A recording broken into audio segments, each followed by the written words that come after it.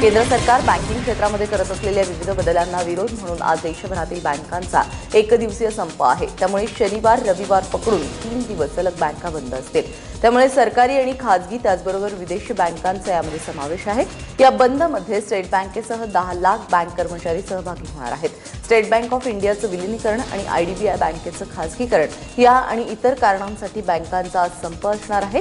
या संपामुळे बँकांचे चेक क्लिअरन्स, पैसे भरणं, पैसे काढणं यासारख्या दैनंदिन कामकाजावरती परिणाम होईल।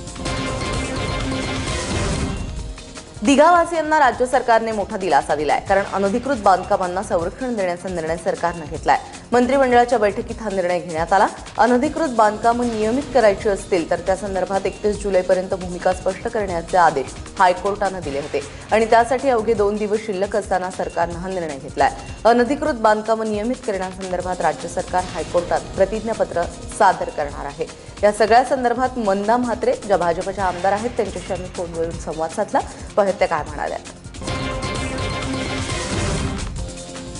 हा हायकोर्टात असल्यामुळे फार लोकांची अपेक्षा होत्या सरकारकडनं, पण सरकारने आज फार मोठा दिलासा या सर्व दिघावासियांना दिल्यामुळे खरोखरच मी सरकारचं मनापासून नक्कीच पण अशा प्रकारची अनधिकृत बांधकामं जी उभी राहत आहेत त्यामध्ये प्रशासनातले अधिकारी, अनेक लोकप्रतिनिधी, स्थानिक नगरसेवक यांची सगळ्यांचीच मिलीभगत असते। भविष्यात असा प्रश्न पुन्हा येऊ नये म्हणून तुम्ही काय प्रयत्न करणार? मला तर असं वाटतं, जेव्हा नवीन बांधकाम सुरू होतं त्याच वेळी या अधिकाऱ्यांना आम्ही 1000 वेळा सांगितलं स्वतः मी की ही बांधकामं बघा सुरू होत आहेत, हा करतो बघा, कोणी करत नाही। ज्या अनधिकृत इमारती बनवतात त्यांना कुठला तरी असा चांगला कायदा करून ते सुटले गेले नाही पाहिजेत। काय होतं, इमारती थोड्या तोडून गेल्यानंतर सुद्धा काही बांधणारे भूमाफिया परत आहे तिथे नव्या मुंबईमध्ये। जे कोणी असेल त्याला ही शिक्षा झाली पाहिजे, कायद्यामध्ये बदल झाले पाहिजे आणि कायद्यात अशी तरतूद झाली पाहिजे की कुणाची पुन्हा नवीन इमारत अनधिकृत बांधायची हिंमत झाली नाही पाहिजे।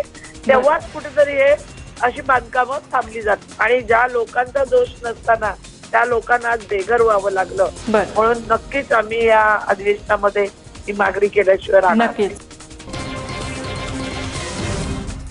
वरळीतील शुभदा इमारतीतील विजय दर्डा यांच्या सदनिका पुन्हा एकदा वादाच्या भोवऱ्यात आलेल्या आहेत। मुंबई शहर जिल्हाधिकारी अश्विनी जोशी यांनी शुभदा सोसायटीच्या अध्यक्षांना दर्डा यांच्याकडून सदनिकांचा होणारा अनधिकृत वापर याबद्दल 12 जुलैला पत्र पाठवलं होतं आणि त्यानंतर 8 दिवसात खुलासा सादर करण्यासाठी सांगितलं होतं।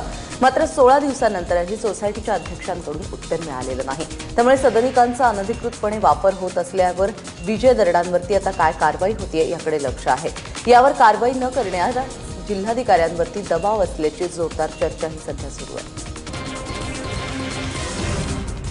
मुंबई पुणे एक्सप्रेसवेवरती ड्रोन कॅमेऱ्याची करडी नजर असणार आहे। वाढत्या अपघातांवरती मात करण्यासाठी सरकारने हे पाऊल उचललेलं आहे, पण त्यासाठी ड्रोन कॅमेऱ्याचा वापर व्यवहार्य आहे का हा प्रश्न पडतोय। एक्सप्रेसवेवरती लेन कटिंग, ओव्हर स्पीडिंग आणि ओव्हरटेकिंगमुळे अपघातांचं प्रमाण वाढलंय। यावर नजर ठेवण्यासाठी आता ड्रोन कॅमेऱ्याचा वापर करण्यासंदर्भात सरकार विचाराधीन आहे। मुंबई पुणे एक्सप्रेसवेच्या सुरक्षिततेबद्दल काल विधान भवनामध्ये महत्त्वपूर्ण बैठक पार पडली। महानगरपालिका सभागृहामध्ये गोंधळ घातल्यास आता नगरसेवक पद जाऊ शकतं, कारण तसा प्रस्ताव मुंबई महानगरपालिकेच्या गटनेत्यांच्या बैठकीमध्ये मांडण्यात आलाय। या प्रस्तावाला मान्यता दिल्यास महानगरपालिकेच्या सभागृहामध्ये गोंधळ घालणाऱ्या नगरसेवकांचं पद रद्द करण्याबाबत आयुक्तांना अधिकार मिळणार आहेत। आयुक्त कारवाईबाबतची शिफारस राज्य सरकारला करतील। गेल्या काही दिवसात महानगरपालिकेत झालेल्या गोंधळानंतर हा प्रस्ताव आणण्यात आलेला आहे। महापौरांनी सभागृह शिस्तीमध्ये चालावं म्हणून अधिनियमांमध्ये सुधारणा करण्याचे निर्देश पालिका प्रशासनाला दिले होते आणि त्यानुसार प्रशासनाने अतिरिक्त आयुक्तांची समिती नियुक्त केली होती आणि या सगळ्या संदर्भात आता चर्चा होती आहे। आंबेडकर भवनाचं पाडकाम केल्यानंतर आता पुन्हा एकदा शिवशक्ती आणि भीमशक्ती एकत्र आली आहे। दादरमधील आंबेडकर भवन पाडकामाविरोधात शिवसेना आणि रिपब्लिकन नेत्यांनी राज्यपालांना निवेदन दिले आहे आणि राज्याचे माहिती आयुक्त रत्नाकर गायकवाड यांच्यावरती कारवाई करा अशी मागणी केली आहे। विधानसभा निवडणुकीमध्ये शिवसेना आणि भाजपमध्ये ताटातूट झाल्यानंतर रिपाईचे रामदास आठवले भाजपसोबत गेले। त्यानंतर आता शिवसेना पुन्हा एकदा शिवशक्ती आणि भीमशक्तीचा प्रयोग करणार का अशी चर्चा आहे।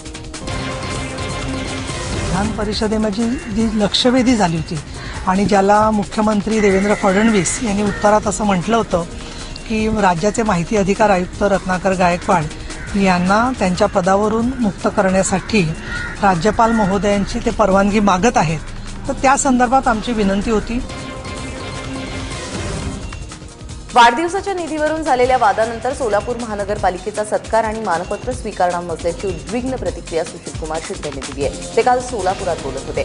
4 सप्टेंबरला सुशीलकुमार शिंदेंच्या वाढदिवसाच्या निमित्ताने अमृत महोत्सवी सत्कार सोहळ्याचं आयोजन करण्यात आलं होतं आणि यासाठी 1.5 कोटींचा खर्च अपेक्षित आहे। मात्र विरोधी पक्षाने या खर्चाला विरोध केला। त्यानंतर सुशीलकुमार शिंदे यांनी आपण केवळ DY पाटील यांचा गौरव समितीचा सत्कार स्वीकारू, मात्र सोलापूर महानगरपालिकेचा सत्कार स्वीकारणार नाही असं म्हटलंय। 4 सप्टेंबरला राष्ट्रपतीच्या मान्यतेची त्यावेळेस एकच सत्कार असेल। मी जर त्यांना करायची इच्छा असेल तर मी नंतर कधीतरी येईन, पण आता ह्याच्यात मी दुसरा कुठलाही सत्कार स्वीकारणार नाही अशा प्रकारच्या मी भूमिका। आजपासून मैत्रेयीच्या ठेवीदारांच्या पैशांचं वाटप होणार आहे। दुपारी 4 वाजता नाशिकच्या रावसाहेब थोरात सभागृहामध्ये डिमांड ड्राफ्ट वाटप करण्यात येते। ठेवीची मुदत संपलेल्या 125 तक्रारदारांना पोलीस आयुक्त S. जगन्नाथ यांच्या हस्ते डिमांड ड्राफ्ट देण्यात येणार आहेत, तर उर्वरित ठेवीदारांना स्थापन केलेल्या समितीच्या सूचनेनुसार पैसे मिळणार असल्याची माहिती तपास अधिकारी पोलीस निरीक्षक सीताराम कोल्हे यांनी दिली आहे। दरम्यान मैत्रेयीच्या ठेवीदारांसंदर्भात पैसे परत मिळण्याची बातमी प्रसारित होताच नाशिक पोलिसांकडे तक्रार नोंदवण्यासाठी गर्दी होऊ लागली आहे। मैत्रेयी चिटफंडने देशभरातील एकूण 20 लाख गुंतवणूकदारांना चुना लावलाय। ती यादी सादर केलेली असल्यामुळे त्या यादीतील लोकांना प्रत्यक्षरित्या डीडीने रावसाहेब थोरात सभागृह नाशिक या ठिकाणी दुपारी 4 वाजता माननीय पोलीस आयुक्त S. जगन्नाथन साहेब नाशिक शहर यांच्या हस्ते डीडीद्वारे पैशांचं प्रदान केलं जाणार आहे। 11वीच्या ऑनलाईन प्रवेशाबद्दल 5वी फेरी तसंच विशेष फेरी एकत्र घेण्याचा निर्णय काल झालेला आहे आणि त्यानुसार आज वेळापत्रक जाहीर केलं जाणार आहे, अशी माहिती शिक्षण उपसंचालक दिनकर टेमकर यांनी दिली आहे। 11वीच्या प्रवेशासाठीच्या विद्यार्थ्यांना पहिल्या 4 फेऱ्यांमध्ये प्रवेश मिळाला नाही, त्यांच्यासाठी ही 5वी फेरी असणार आहे, तर आधीच्या फेरीमध्ये नाव असूनही प्रवेश न घेतलेल्या विद्यार्थ्यांसाठी विशेष फेरी घेण्यात येईल। 11वीच्या ऑनलाईन ऍडमिशनचा तिढा काही केल्या सुटत नाहीये। पुण्यात आजही अनेक विद्यार्थ्यांना ऍडमिशन मिळालं नसून 61 विद्यार्थी लाक्षणिक उपोषणाला बसलेत। ऑनलाईन ऍडमिशन प्रक्रियेच्या त्रुटी आणि विद्यार्थ्यांना भेडसावणाऱ्या समस्या या संदर्भात पुण्यातील पालकांच्या शिष्टमंडळाने शिक्षण मंत्री विनोद तावडे आणि सचिन नंदकुमार यांची भेट घेतली। मात्र त्याचबरोबर आपली समस्या मांडल्यानंतर यावर काहीच करणं शक्य नसल्याचं तावडेंनी सांगितल्याचं या शिष्टमंडळानं सांगितलेलं आहे। दुसऱ्या लिस्टमध्ये आम्हाला बेटरमेंट दिली गेली होती। जर 4थ्या लिस्टमध्ये ज्या मुलांना कमी मार्क असून सुद्धा त्यांना ऍडमिशन मिळत आहे, जर आम्हाला मिळत नाही, आम्हाला जवळच्या कॉलेजमध्ये असून सुद्धा लांबच्या कॉलेजमध्ये देण्यात येत आहे। कारण की आम्हाला जे ऍडमिशन मिळालं ज्या कॉलेजमध्ये ते कॉलेजेस खूप लांब आहेत, 25 किलोमीटर्स 35 किलोमीटर्स। आम्ही मुली कशा जाणार? बस ट्रान्सपोर्ट आहे, किती बसेस बदलायच्या? 4, 5, 2, 3 किती बसेस बदलून आम्ही एकट्या मुलींनी जायचं कॉलेजमध्ये।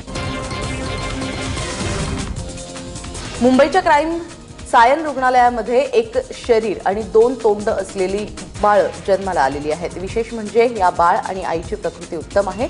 तुर्तास या बाळाला विशेष देखरेखीखाली ठेवण्यात आलेला आहे, मात्र बाळाचं ऑपरेशन करायचं की नाही याचा निर्णय अद्यापही घेतलेला नाही। अतिशय दुर्मिळ अशा शारीरिक स्थितीमध्ये अशा पद्धतीची गुंतागुंत निर्माण होते, त्यावर किचकट शस्त्रक्रिया करणं हा एकमेव उपाय असल्याचं डॉक्टरांनी सांगितलंय। मात्र बाळ नुकतंच जन्माला आलेलं असल्यामुळे त्याच्या शारीरिक प्रकृतीचा विचार करूनच याबद्दलचा निर्णय घेतला जाईल। अकलूजजवळ वटपळी येथे एसटी बसला काल अपघात झाला। 4 जणांचा यामध्ये मृत्यू झाला, 22 प्रवासी जखमी झालेत। एसटीच्या समोर आलेली दुचाकी चुकवण्याच्या प्रयत्नात हा अपघात झाला। साताऱ्याहून करमाळ्याकडे काल संध्याकाळी ही एसटी बस चाललेली होती। दरम्यान माळशिरस रोडवरती असताना एक दुचाकीस्वार समोरून आला आणि त्याला चुकवण्याचा प्रयत्न चालकाने केला, पण एसटीचा मागचा भाग रस्त्याच्या कडेला असलेल्या झाडाला घासत गेला, त्यामुळे प्रवाशांना जबर मार लागलाय। पोलिसांनी दिलेल्या माहितीनुसार चालक भरधाव वेगात एसटी चालवत होता आणि समोरून आलेल्या दुचाकीस्वाराला वाचवताना त्याचं बसवरील नियंत्रण सुटलं आणि अपघात झाला, त्यामुळे चालकावरती गुन्हा दाखल करण्यात आलाय। पुण्यानंतर आता पिंपरी चिंचवडमध्येही पाण्याचा वाद पेटलेला आहे। पवना धरणामध्ये सध्या 56.95% इतका पाणीसाठा शिल्लक आहे। गेल्या वर्षीच्या तुलनेत हा कमी पाणीसाठा आहे। त्यातच शहरामध्ये पाणी कपातही सुरू आहे। मात्र असं असताना पवना धरणातून दौड आणि इंदापूरसाठी 3 दिवसांपासून 400 क्युसेक्स प्रति तास वेगाने पाण्याचा विसर्ग सुरू आहे. त्यामुळे आगामी स्थानिक स्वराज्य संस्थेच्या निवडणुका लक्षात घेऊन पाणी सोडण्यात येत असल्याचा आरोप विरोधकांनी केलेला आहे. मुंबईप्रमाणे नवी मुंबईतही खड्ड्यांचं साम्राज्य पसरत असल्याचं दिसतंय, कारण वाशी डेपो परिसरामध्ये प्रचंड खड्डे पडल्याने बस चालकाला मोठी कसरत करावी लागते. नवी मुंबई पालिकेच्या बरोबरीच या ठिकाणी बेस्ट, एसटी आणि इतर बसेस देखील ये जा करतात. गेल्या वर्षी महानगरपालिकेने रस्त्याची दुरुस्ती केली होती, मात्र पावसाळ्यात झालेल्या खड्ड्यांमुळे कामाचा दर्जा सहज लक्षात येऊ शकतोय. विरारमधून 2 वर्षांपासून हरवलेला 12 वर्षीय करण अखेर सापडलेला आहे. विरार पोलिसांनी भिवंडीतील एका हॉटेलमधून करणला ताब्यात घेतलं आणि कुटुंबियांकडे सोपवलं. कारण 2014 पासून बेपत्ता तो होता. तो मूळचा उत्तर प्रदेश येथे राहणारा आहे, पण तो भाईंदरमध्ये राहणाऱ्या भावाकडे आलेला होता आणि त्यावेळी उत्तन सागरी किनाऱ्यावरती फिरायला गेला असता तिथे बस स्थानकावरून करण हरवला. त्यावेळी त्याच्या भावाकडे त्याचा फोटो नसल्यामुळे पोलिसांनी त्याने तक्रारही केली नाही. तिकडे करणला घरचा पत्ता मिळत नसल्यामुळे तो विरारमध्ये फिरत होता. तेव्हा नथू बत्राने यांच्या घरी तो पोहोचला आणि त्यांचा ते सांभाळ करू लागले, पण परिस्थिती गरीब असल्यामुळे त्याचा सांभाळ करणं कठीण होऊ लागलं. तब्बल म्हणून बत्रा ज्या हॉटेलवर काम करत होते त्या ठिकाणी काम करणं त्याने सुरू केलं. तिथून पळ त्याने काढला आणि बत्रा हे विरार पोलिसात करण हरवल्याची तक्रार दिली आणि त्यानंतर पोलिसांना त्याचा शोध लागला. गेल्या काही दिवसांपासून गायब असलेला जय हा वाघ अद्यापही त्याचा तपास लागलेला नाहीये. मात्र भंडारा जिल्ह्यातील नागरिकांनी एक मोठा वाघ बघितल्याची माहिती वन विभागाला दिली आहे. अड्याळ गावच्या परिसरामध्ये ग्रामस्थांनी वाघाचा वावर असल्याची माहिती दिली आहे. त्यावरून वन विभागाचं पथक वाघाच्या शोधात आहे. मात्र तो वाघ जय आहे की नाही हे अद्यापही निश्चित झालेलं नाही. नाशकात 3 दिवसीय आदिरंग महोत्सवाला आजपासून सुरुवात होतीये. यात देशभरातील आदिवासी संस्कृती आणि कलांचा आविष्कार पाहायला मिळेल. आदिरंग महोत्सवाच्या निमित्ताने देशभरातील 22 राज्यातील 400हून अधिक कलाकार आपल्या कलाविष्काराचं सादरीकरण करण्यासाठी नाशिकमध्ये दाखल झाले. नाशकातील दादासाहेब गायकवाड सभागृहामध्ये हा महोत्सव आहे. नॅशनल स्कूल ऑफ ड्रामानं आणि नाशिक महानगरपालिकेच्या वतीने या महोत्सवाचं आयोजन करण्यात आलंय. 3 दिवस चालणाऱ्या या महोत्सवाचं उद्घाटन प्रसिद्ध अभिनेत्री हिमानी शिवपुरी, त्याचबरोबर महापौर अशोक मुर्तडक, NSDचे संचालक वामन केंद्रे हे करतील.